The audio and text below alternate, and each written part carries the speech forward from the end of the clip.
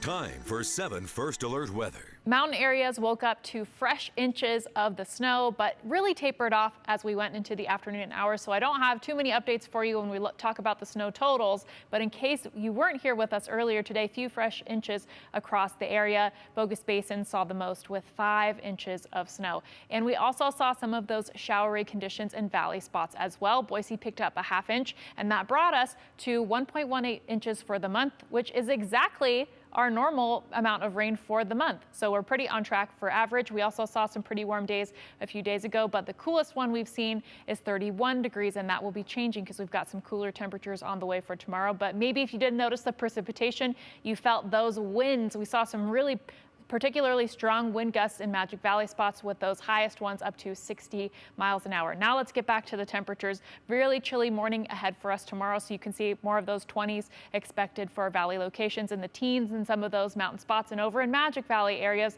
we will have these low air temperatures in the 20s, but also those breezy conditions are going to be lingering. So when we factor those two things in, then we have a wind chill. So I think some of the wind chill in those morning hours is going to feel like it's in the teens for some of those locations. And it's been a while since we've seen lows in the 20s, specifically in Boise, 19 days this whole month. The last time we saw a low of 29 degrees or colder was on Halloween, October 31st.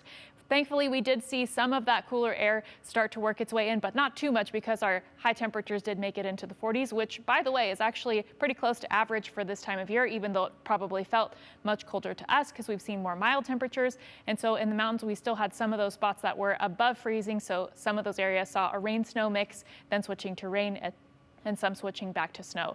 And so as what's happening in our upper air, you can see that the low pressure is going to move its way off to the east, and we have a high pressure that will become dominant. That means more drier conditions for the next few days, but we will see some changes late on Wednesday night and into Thursday, which is Thanksgiving, but that's down the line. So for tomorrow, we have more of the sunshine, but it will be much colder.